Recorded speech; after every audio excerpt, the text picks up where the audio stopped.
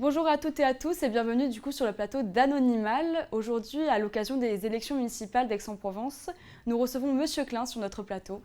Monsieur Klein, bonjour. Bonjour. Merci du coup d'avoir répondu présent à notre invitation. Vous êtes donc candidat, Monsieur Klein, aux élections municipales d'Aix-en-Provence pour 2026 et vous représentez du coup le parti Horizon. Vous avez du coup déclaré votre candidature en décembre 2025 pour un article avec La Provence. Ma première question, du coup, c'est pourquoi avoir attendu cette période pour déclarer votre candidature ? Écoutez, je pense que c'était une période qui était bienvenue parce qu'il fallait qu'elle soit avant ces fêtes de fin d'année, qu'à partir du moment où j'avais cette ambition de venir servir les Aixois et de leur faire une proposition alternative et qui corresponde à des valeurs qui sont fondamentale et contenue d'ailleurs dans le parti Horizon, que j'ai eu le plaisir d'être désigné par Édouard Philippe pour être représentant de ce parti national sur la ville d'Aix-en-Provence. J'avais envie de partager cet instant, de partager cette joie d'avoir la possibilité de me présenter. Et donc c'est tout naturellement que je l'ai fait dès que cette annonce a été faite et que je pense qu'elle a tiré beaucoup de sourires lorsque j'ai annoncé cette candidature. Beaucoup de gens ont eu un sourire vraiment très fort parce qu'ils étaient heureux que la démocratie puisse jouer, que l'alternative leur soit proposée et qu'ils aient le choix d'un programme et non pas seulement le choix d'une personne. Donc voilà, ça s'est fait relativement naturellement. Très bien. Et justement, par rapport à cette candidature, est-ce que vous pouvez rappeler pour nos spectateurs le lien que vous avez avec Aix-en-Provence, la ville ? Bien sûr, mais j'ai un lien extrêmement fort. D'abord parce que je suis amoureux d'Aix-en-Provence. Ça paraît évidemment peut-être idiot de dire ça, mais c'est vrai. Il y a des gens, il y a des lieux qui vous font réagir, qui déclenchent chez vous des sentiments. Et moi, j'ai ce sentiment pour cette ville depuis toujours. J'y ai fait mes études de droit. Elle m'a accueilli pour me permettre d'être avocat depuis 40 ans. J'ai exercé ce métier pour les gens, avec les gens, en portant la voix des gens.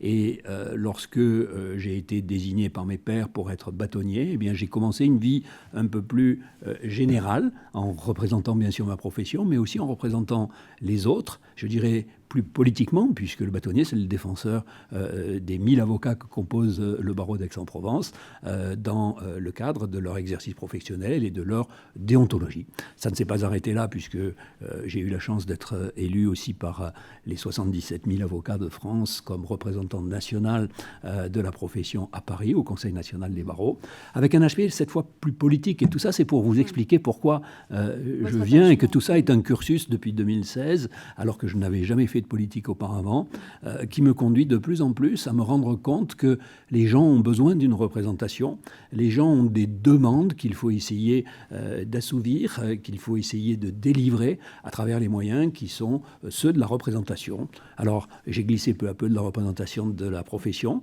à la représentation du public, puisque à l'issue de ce mandat national, je me suis présenté sur une liste en 2020, j'étais deuxième d'une liste qui a été un challenger très respectable, avec des résultats qui n'ont pas été négligeables, ce qui m'a permis depuis 6 ans d'avoir été élu à la fois comme conseiller municipal et à la fois comme conseiller métropolitain. Et donc, au conseil municipal, j'étais dans l'opposition, mais toujours une opposition constructive, c'est-à-dire que chaque fois que je critique, j'essaie d'apporter une solution. Et dans le groupe l'Assemblée métropolitaine, j'étais par contre dans un groupe de la majorité, mais dans un groupe écologiste. Et ça se retrouvera d'ailleurs dans mon programme, bien évidemment. Et bien justement, à propos de votre programme, en raison du temps imparti, je me permets la question, si vous deviez du coup résumer votre programme à une seule thématique, celle qui vous semble la plus importante ou qui vous est la plus chère, laquelle serait-elle ? La défense des Aixois. Donc c'est très clair. Et oui, mais en plus j'ai été formé pour ça. Donc, mais c'est vrai, parce que c'est de la défense des Aixois que décline tout mon programme. Pour la bonne et simple raison que je ne crois pas qu'il faille venir en politique pour avoir un siège ou pour imposer sa vision. Il faut venir en politique dans une ville pour écouter les gens qui la composent, les habitants qui font la beauté de cette ville, savoir quels sont leurs besoins et essayer d'y répondre avec les moyens qui, je le rappelle, sont les moyens collectifs de l'impôt. et qui par conséquent constitue dans l'utilisation de ce que les gens nous ont donné, justement pour avoir une répartition collective, faciliter ce bien-être, faciliter cette vie au quotidien de l'ensemble des ex-voix. Donc tout mon programme, il est fait autour de ça. Et donc on va retrouver les grandes problématiques que je peux vous exposer, à moins que votre question suivante... Plus largement. Alors plus largement, c'est quoi? C'est que pour bien... plus concrètement, cette défense des ex-voix. Pour bien vivre, il faut à la fois avoir un impact immédiat et un impact à long terme pour votre jeunesse, pour les générations futures, et l'adaptation au changement climatique est un élément absolument essentiel. Pour pouvoir vivre bien, il faut vivre en sécurité aussi, et je pense qu'il est à la main du maire un certain nombre de mesures, un grand nombre de mesures qui peuvent combattre l'insécurité. Et l'insécurité participe à la sécurité. Et je pense que je vais pouvoir faire ça de manière très concrète par l'utilisation des prérogatives du maire, que ce soit dans le cadre de ce qui s'appelle les rappels à l'ordre, c'est-à-dire que dès que quelqu'un commet quelque chose qui n'est pas normal, il est convoqué dans le bureau du maire, s'il est mineur, avec ses parents. Et à ce moment-là, on va lui expliquer que ce qu'il a fait ne convient pas, ne s'inscrit pas dans la vie collective qu'il doit respecter, dans la société avec lesquelles les gens qui la composent et avec lesquels il vit, et qu'il a fait l'objet d'un rappel à l'ordre. C'est un rappel citoyen, mais c'est un rappel qui a une certaine publicité et qui est de nature. Vous savez, les gens n'aiment pas être mis devant la réalité de ce qu'ils ont pu commettre. Et je pense que cette manière, tout en les prenant en considération, tout en n'étant pas dans la répression, car ce n'est pas l'objet du pouvoir du maire qui est donné, eh bien, est de nature à permettre de lutter contre l'insécurité. C'est vrai aussi pour les dégradations, où on peut avoir immédiatement une transaction avec la personne qui a commis une dégradation et le faire payer ce qui correspond à ce qui a été dépensé par la collectivité et qui sera nécessaire pour la réparation. C'est vrai aussi pour la propreté de proximité, car l'absence de propreté, c'est une notion d'insécurité. L'insécurité, c'est subjectif. Et si vous êtes une personne qui a une difficulté à marcher, eh bien, vous allez avoir une difficulté pour pouvoir enjamber des 40 cm de feuilles mortes qui n'ont pas été ramassées. Lorsque on pense que le narcotrafic est une lutte qui est dédiée exclusivement à l'État, c'est pas vrai.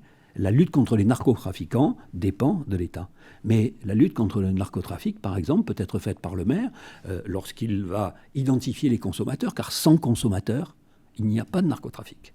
Et que ces consommateurs, eh bien, il faut, d'une part, et là encore, les interpeller, je dirais, de manière non répressive, essayer de leur démontrer que leur petite demande constitue un gigantesque problème de société. Et puis, parmi ceux-là, peut-être que vous trouverez des gens qui sont dans le besoin, parce qu'ils ont des addictions, parce qu'ils ont besoin d'aide, besoin d'attention. Et ce sera la possibilité de les identifier et par conséquent de leur tendre la main, s'ils veulent, essayer de combattre cela. Et la ville est bien équipée sur le plan de la santé pour pouvoir faire ce genre de choses. C'est encore le quotidien, la mobilité. Lorsque l'on est coincé dans un embouteillage, on se dit, mais c'est infernal. Non seulement je vais travailler, non seulement je vais déposer mes enfants à l'école, mais en plus, je suis puni parce que j'ai l'obligation de le faire, d'aller travailler ou d'accompagner mes enfants à l'école. Alors là, justement, on était sur du concret, mais d'un point de vue peut-être plus théorique à présent, sur l'échiquier politique local. Où est-ce que vous situez votre parti, Monsieur Klein ? Au centre, bien entendu. Et c'est pour ça que j'ai toujours dit que quelqu'un qui était plutôt plus à gauche que moi pouvait parfaitement participer dans ma liste à l'une des compétences du maire parce que ce sera le meilleur, et que quelqu'un qui est plus à droite que moi pourrait de la même manière pouvoir apporter ses compétences au service des Aixois. Je pense qu'au niveau communal, l'étiquette, c'est quoi ? C'est la reconnaissance de ce qu'un parti politique national, c'est ce que je vous disais à propos d'Édouard Philippe, qui a considéré que j'étais capable d'être le maire d'Aix-en-Provence et qui m'a investi en ce sens, porte. Mais ce qui est essentiel, c'est d'abord comment on va servir les Aixois, avec quelles compétences on va le faire, et en vertu surtout de quelle ambition, parce que je trouve qu'à Aix-en-Provence aujourd'hui, on manque d'ambition. Très bien. On se rappelle justement d'ailleurs qu'en novembre 2025, Jean-Marc Perrin avait plaidé pour une union des droites. Donc tout à l'heure on parlait d'un point de vue théorique, où est-ce que vous placiez votre parti. Vous en pensez quoi de cet appel à l'union des droites qu'avait fait M. Jean-Marc Perrin? Je ne suis pas particulièrement persuadé qu'il faille, dans une élection démocratique, priver les électeurs d'un choix multiple dès le premier tour. Et par conséquent, je considère que l'offre politique doit être la plus diverse possible, la plus variée possible. L'électeur est roi dans une démocratie. Et pour qu'il demeure roi, et non pas que l'on puisse continuer à élire des rois, il faut qu'il y ait un choix, une alternance, une alternative pour les électeurs. Donc je pense qu'il ne faut pas raisonner en termes d'union politique. Les électeurs ne veulent plus de ce genre de choses. Les électeurs, ils veulent des représentants de ce qu'ils ressentent et qui vont améliorer leur quotidien. La cuisine, je crois qu'ils en ont assez. Et l'exemple malheureusement national qui nous est montré aujourd'hui en est, je crois, le reflet. Il faut donc arrêter et ne pas partir sur des dogmes initiaux.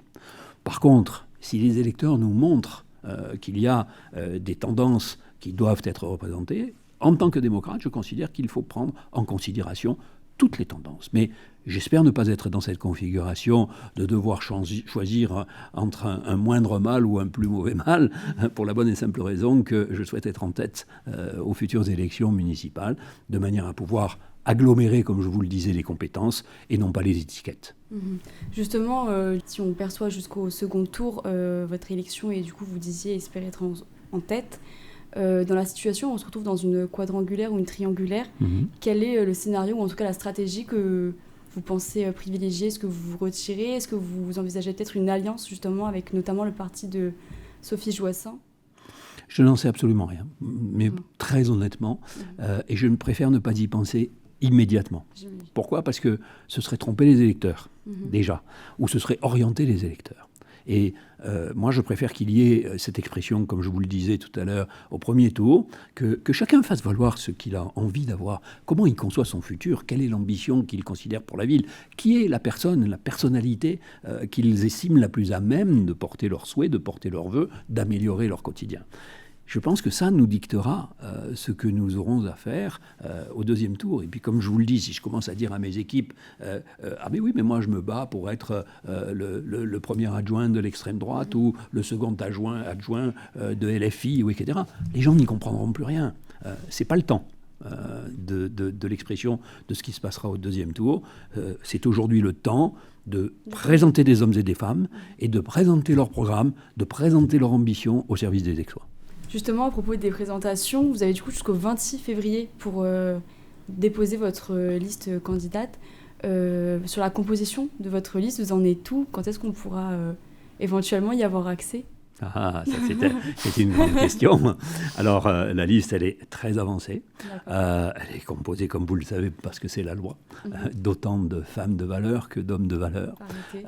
Il y a un certain nombre de réflexions à avoir, parce qu'il faut justement gérer les compétences de chacun, gérer la situation géographique dans la ville pour qu'il y ait une représentativité qui soit grande. Et je peux dire que j'ai la chance d'avoir le choix de pouvoir trier en fonction de critères au-delà des personnalités qui sont toutes bonnes et de partage des valeurs qui sont les miennes. J'ai la chance d'avoir le choix de pouvoir mettre des gens de grandes compétences, et non pas des gens pour combler un trou, mais de grandes compétences. Et donc c'est le travail que je suis en train de faire. C'est d'ailleurs un travail collégial, c'est pas un travail qui est uniquement personnel, parce que j'ai souhaité associer un certain nombre de gens.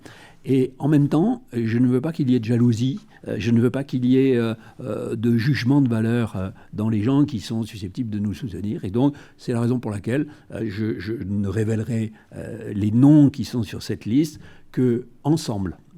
Et d'ailleurs, nous avons une réunion de présentation qui aura lieu le 11 février au Platane pour montrer et permettre de s'exprimer à chacun des membres de ma liste, aux Aixois, qui sont ceux qui prétendent pouvoir les représenter à partir du 22 mars. Donc même pour le quartier de Joissaint-Bouffon, on ne peut pas savoir éventuellement le représentant de votre liste? Vous ne pouvez pas. Ou la représentante. Ou la représentante? Non. Non. Pas encore. Très bien. Dernière question, du coup, à propos de l'abstention. On se rappelle tous du contexte particulier des élections de 2020 en raison de la crise sanitaire qui avait du coup amputé le taux de participation. Cette année, du coup, on espère peut-être moins d'abstention. Est-ce que vous auriez éventuellement un message pour les électeurs qui hésitent ou qui ne prévoient pas d'aller voter du coup, pour ces élections municipales de 2026 ? Bien entendu, allez voter, parce que si l'on est démocrate, on a besoin du peuple, on a besoin de l'expression du peuple. Comment voulez-vous que nous puissions porter les ambitions d'un peuple dont nous ne connaissons même pas le choix, l'orientation politique, le choix de la personnalité? Il faut impérativement que l'on aille voter, quelle que soit la tendance, quel que soit le souhait que vous avez. Cette expression démocratique, c'est le pilier de notre vie en société. On ne peut pas critiquer derrière si on n'a pas fait la démarche d'aller voter. Et pour l'instant, la démocratie n'est peut-être pas le meilleur système du monde, mais c'est le moins mauvais. Et moi, je la défendrai jusqu'au bout. Et donc, je vous dis, et je vous répète, allez voter. Quoi que vous votiez, allez voter. Très bien. Eh bien, écoutez, Monsieur Klein, on arrive à la fin de cette interview. Merci beaucoup. Je vous remercie en tout cas d'avoir répondu présent à notre invitation. Quant à moi, je vous rappelle du coup les dates du 15 et 22 mars 2026 pour les élections municipales.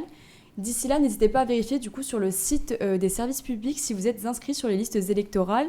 Dans le cas inverse, vous avez jusqu'au 6 février pour le faire. Pour tout ce qui est démarche, nous vous renvoyons vers nos vidéos intitulées Minutes nécessaires. Monsieur Klein, encore merci. Merci à toute l'équipe d'Anonymal. Merci à vous. Quant à moi, je vous dis à très bientôt pour de nouvelles vidéos sur notre plateau avec de nouveaux candidats politiques. Au revoir.